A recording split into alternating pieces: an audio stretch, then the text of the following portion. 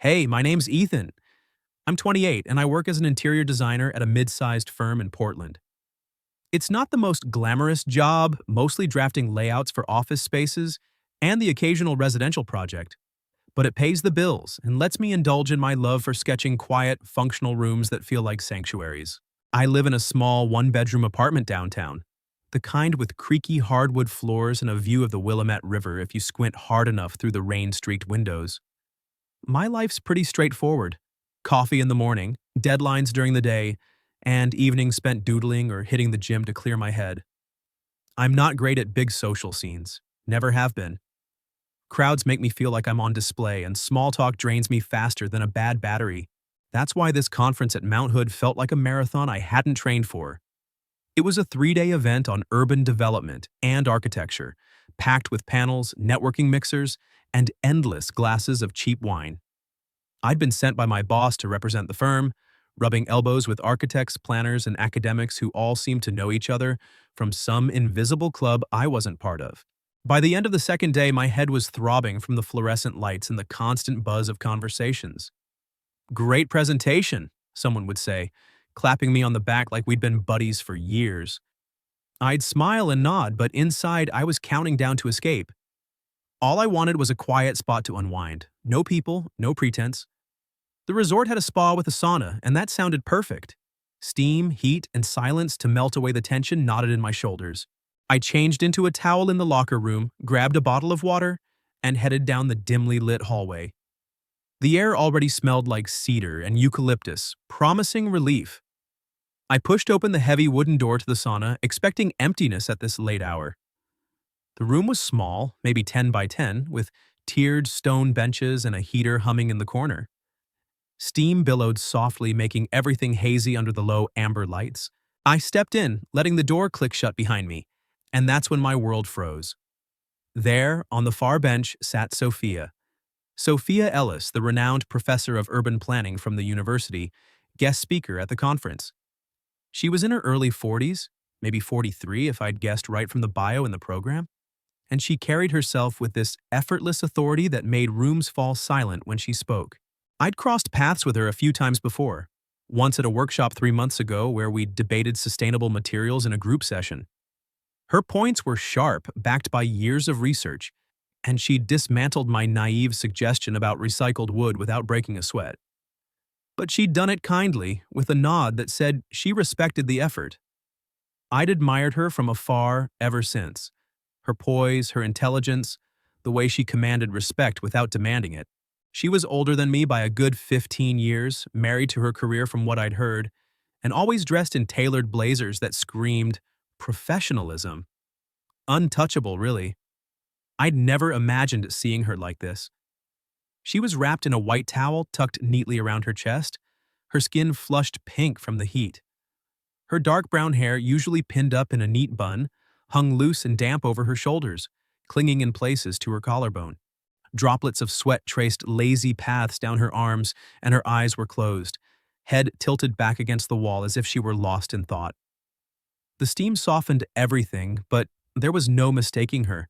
The sharp jawline, the subtle freckles across her nose. My heart slammed into my ribs like I'd been caught trespassing. This wasn't just awkward, it was intimate, exposed. I felt heat rush to my face that had nothing to do with the sauna. I turned on my heel, ready to bolt, mumbling something incoherent under my breath about checking the schedule. But before I could reach the door, her voice cut through the haze. Calm, measured, like always. "If you don't mind, we can share the 20 minutes in silence, can't we?" I froze, hand on the handle. Her eyes were open now, meeting mine without a flicker of embarrassment. There was a tiredness in them, a depth that made me pause. She wasn't flustered. If anything, she seemed resigned, like this was just another minor intrusion in a long day. I swallowed hard, my throat dry despite the humidity. Yeah, sure, sorry, I didn't mean to interrupt." She nodded once, closing her eyes again, and that was it. I hesitated, then lowered myself onto the bench across from her, as far as the small space allowed. The stone was warm against my skin, almost too hot, but I stayed put. Silence settled over us, thick and heavy, broken only by the occasional drip of condensation from the ceiling and the soft crackle of the heater. My mind raced. Why hadn't I left? This was Sophia Ellis, the woman whose lectures I'd streamed online, whose articles I'd cited in my own work. And here she was, vulnerable in a way that felt wrong to witness. I stared at the floor, watching beads of sweat form on my knees, trying to steady my breathing. But every inhale brought the scent of cedar mixed with something faint. Her shampoo, maybe? Lavender or citrus? It was intoxicating, pulling my thoughts in directions they shouldn't go. Minutes ticked by. I could feel the heat seeping into my muscles, loosening them, but my chest stayed tight. My pulse thrummed in my ears, louder than it should have been. I risked a glance up. Her eyes were still closed, but her face had softened. The lines around her mouth relaxed. She looked human. Not the unapproachable expert, but a woman unwinding after a grueling day. I wondered what had brought her here. The conference, something more? I'd heard rumors she'd been divorced a few years back, poured everything into her work since. But that was none of my business. Then, out of nowhere, she spoke again, her voice a whisper in the steam. I thought I'd have a quiet evening to myself. It wasn't accusatory, just a statement, laced with exhaustion. I shifted, the towel slipping slightly on my lap. Me too. I should have checked if it was reserved. My bad. She opened her eyes, turning her head slowly toward me. For the first time, her gaze lingered. Not the professional scan from the workshop, but something deeper, weary. It's fine. Sometimes a mix-up is the only way to make someone pause. Her words hung there, heavy with meaning I couldn't quite grasp. Was she talking about the sauna? Or something else? My mind flashed back to that workshop 3 months ago. We'd argued lightly about green spaces and urban designs. I'd pushed for more artistic flair. She'd countered with practical data on sustainability. I'd left feeling small but inspired. Now, in this fog, those memories felt amplified, charged. I met her eyes, and for a split second, the air between us crackled. Not with awkwardness, but with recognition. Like we'd both stumbled into a moment that wasn't supposed to happen, but now that it had, it demanded attention. I didn't know what to say. The heat pressed in, making my skin tingle, my thoughts blur. But in that silence, I realized this wasn't just a coincidence. It was the start of something unspoken, a thread pulling us closer in the haze. The silence stretched on, but it wasn't uncomfortable anymore. It was charged like the steam itself held our unspoken thoughts.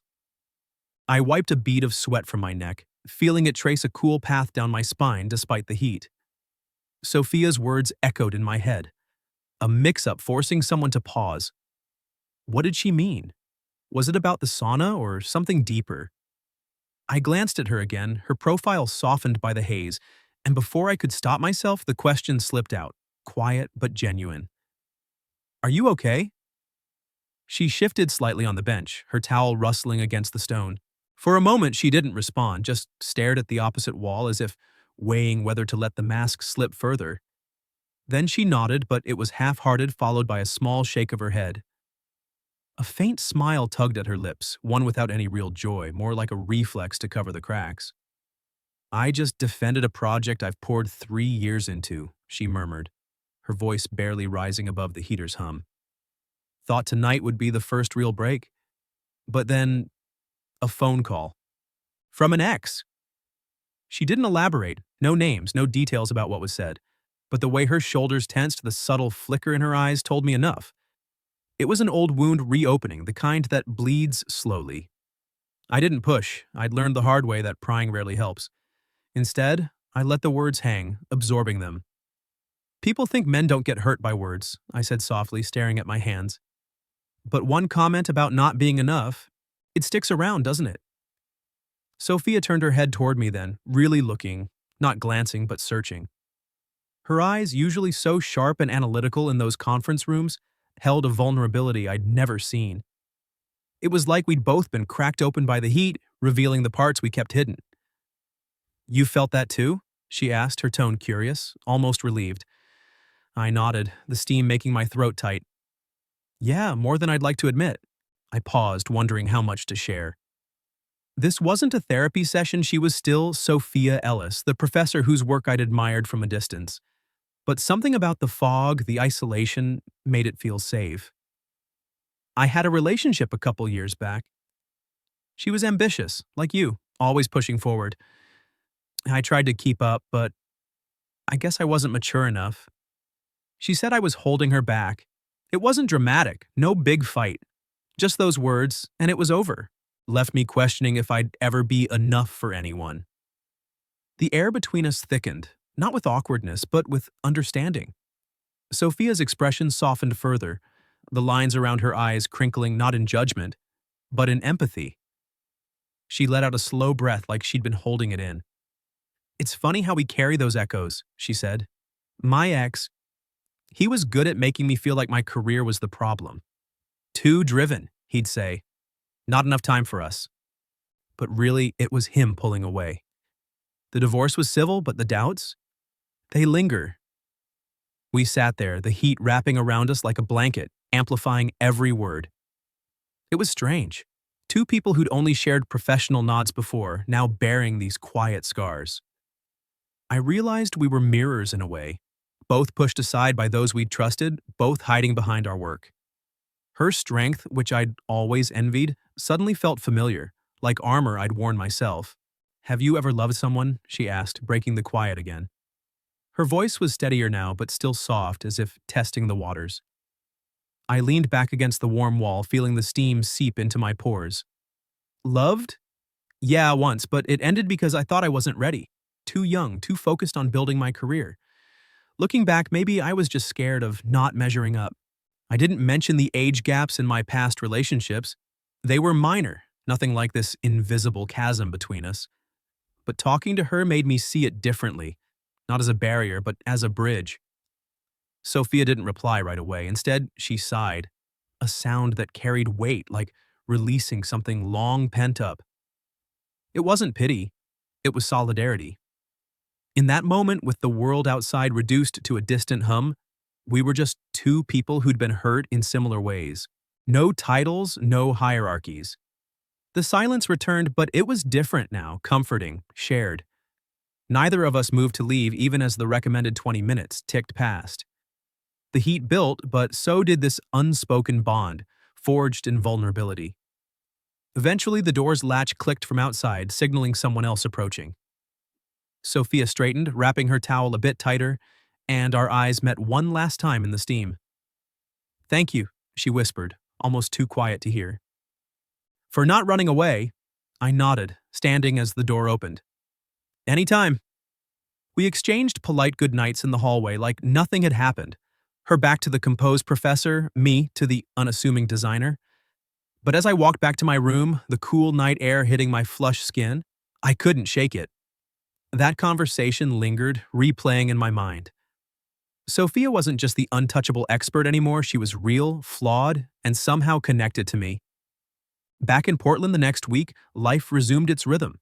Sketches, client calls, rainy commutes. But her words haunted me. I found myself thinking about her more. Her laugh lines, her quiet strength, the way she'd let her guard down. Our shared wounds had pulled us closer without a single touch. I wondered if she felt it too, or if it was just the heat playing tricks. Either way, something had shifted. The distance between us felt smaller, bridged by that unexpected empathy. And for the first time, I didn't feel quite so invisible. Back in Portland, the world snapped back to its familiar rhythm like nothing had happened. The conference faded into emails and follow-ups, the mountain air replaced by the constant drizzle that defined the city.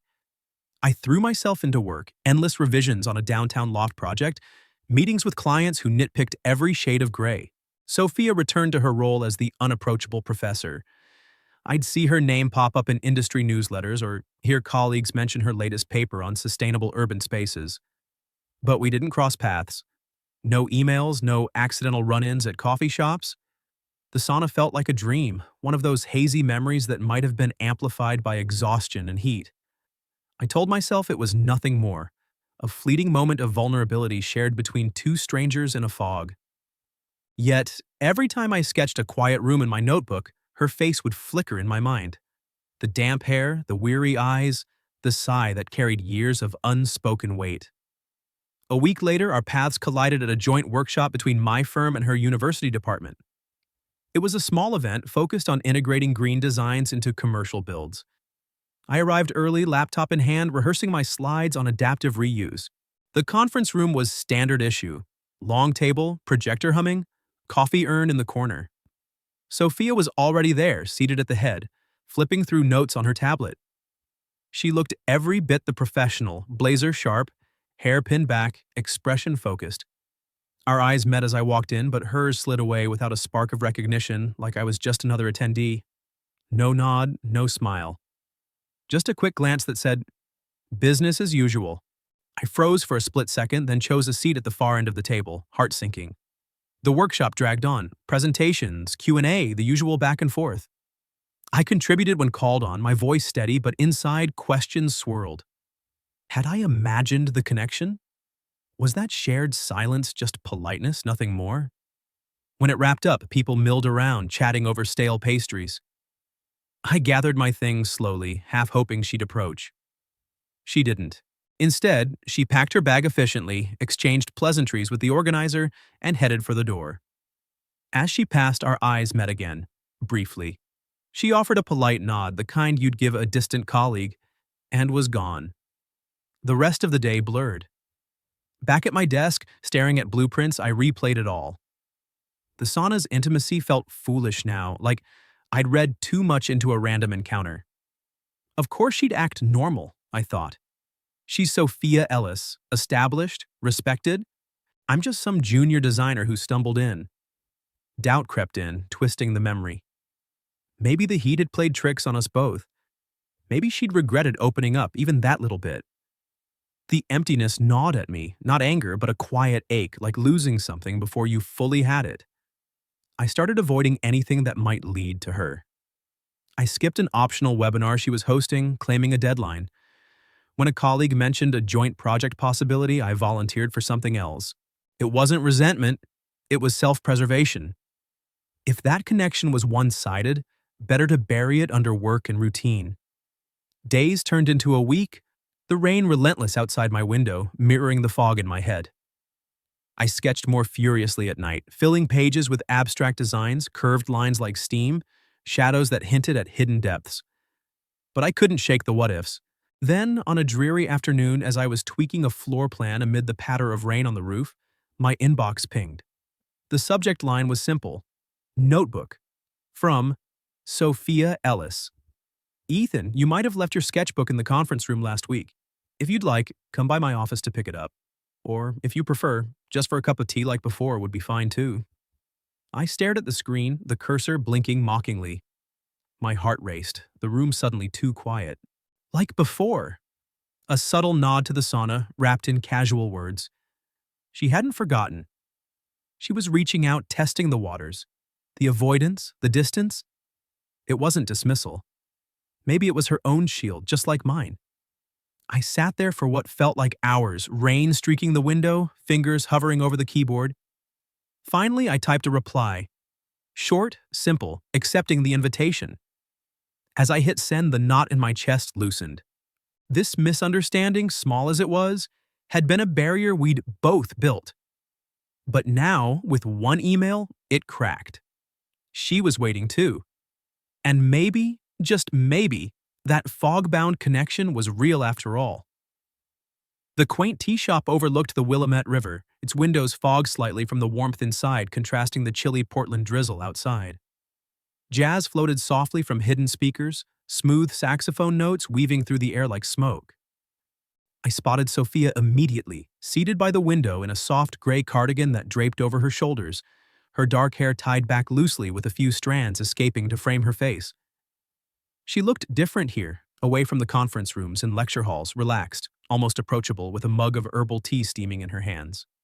No blazer, no notes, just her, bathed in the fading afternoon light that turned the river into a shimmering ribbon below. I approached the table, my steps hesitant on the creaky wooden floor.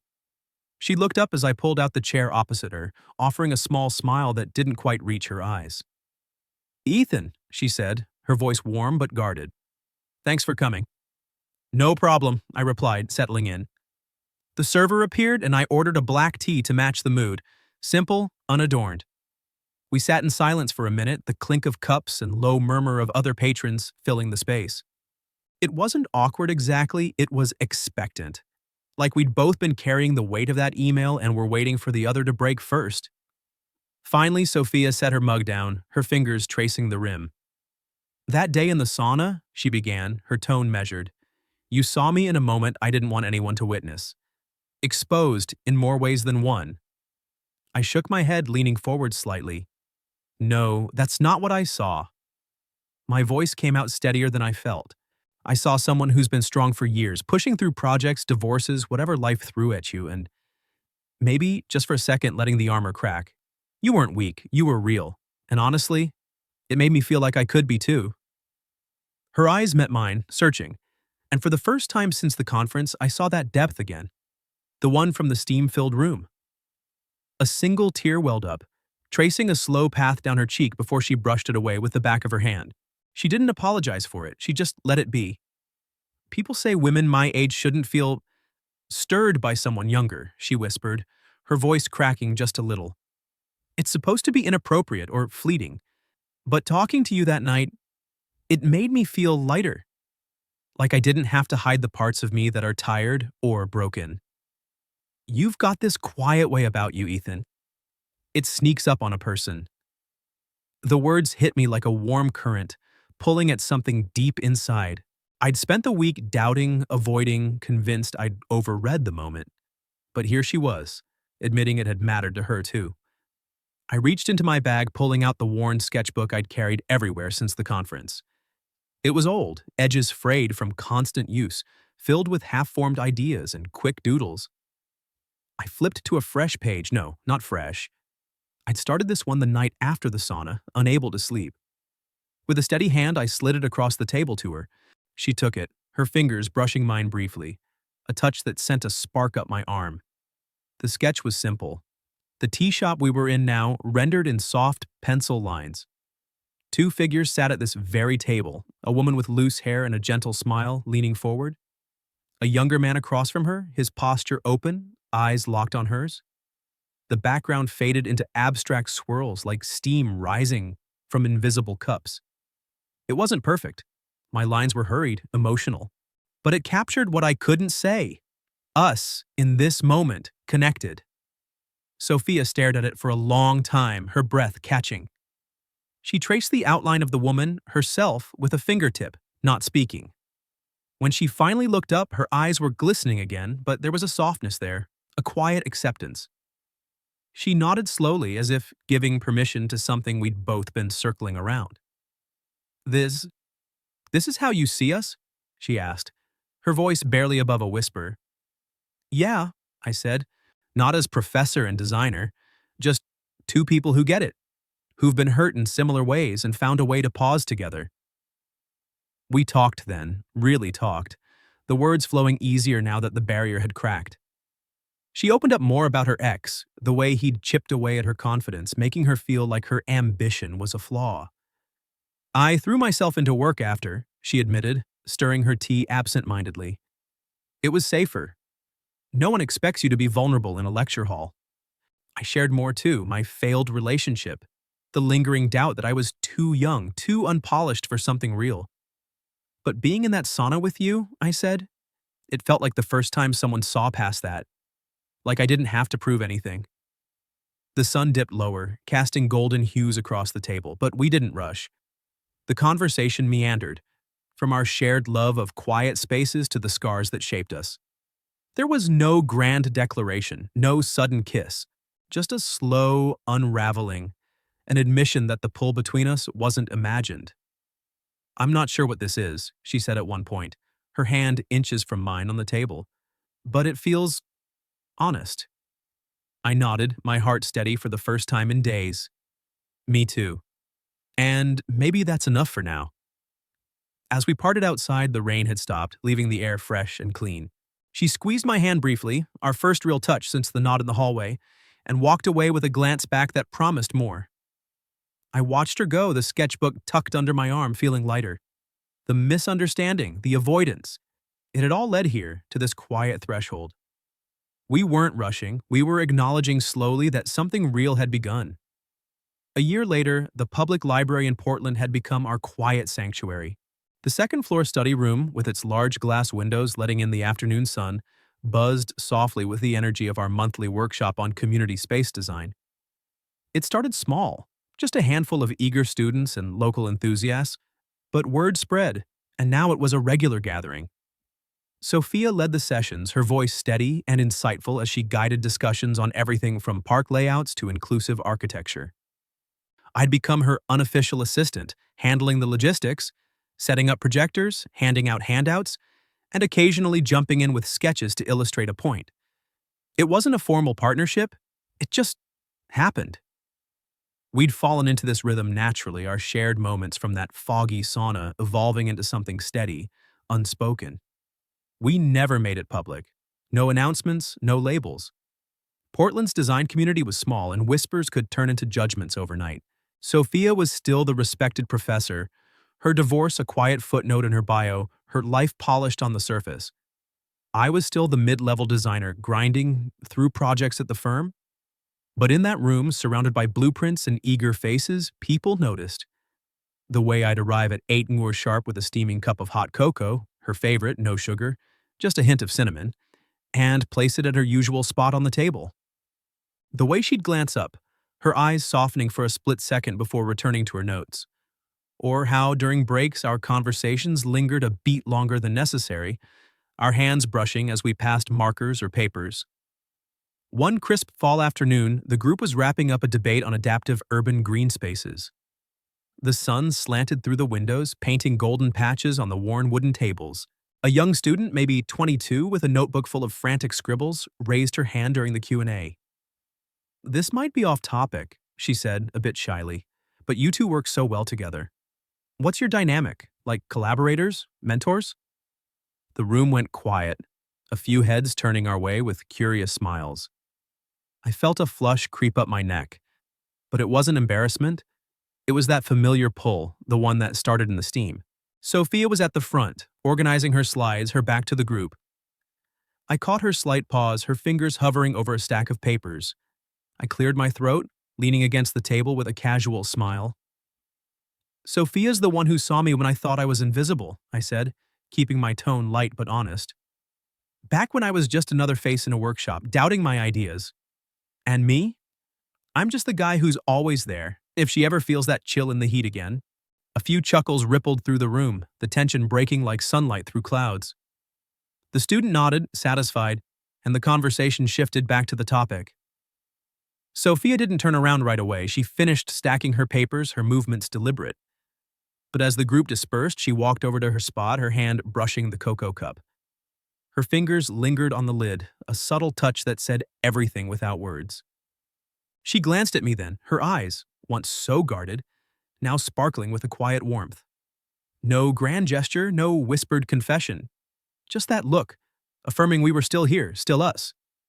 Outside, as we packed up and stepped into the crisp air, Portland's sun filtered through the canopy of turning leaves, casting dappled shadows on the sidewalk. We walked side by side toward the parking lot, our shoulders nearly brushing. "That was smooth," she said, a teasing lilt in her voice. I shrugged, grinning. "Had to be. Can't have the students thinking their prof's got a soft spot for the assistant." She laughed, a real one, light and free, and for a moment, the world narrowed to just that sound. We didn't hold hands. We didn't need to. Our connection lived in these small things, the workshops, the shared glances, the unspoken understanding that had grown from a mix-up in the mist. Over the year, we'd navigated it carefully. Late-night talks over tea, weekend hikes where we could be ourselves away from prying eyes. No promises of forever, just a commitment to the now, to showing up without expectations. As we reached her car, she turned to me, the sunlight catching the flecks in her eyes. They weren't weary anymore. They shone, alive with something new. Because finally someone had seen her, not the professor, not the divorcee, but Sophia, raw and real. And in return, she'd pulled me out of my own shadows, showing me that age was just a number, that love could bloom from a single pause in the chaos. We said goodbye with a simple nod, but as I watched her drive away, I knew What started in steam had become something enduring, gentle, and profoundly true. No vows, no drama, just us, existing in the spaces we'd carved together.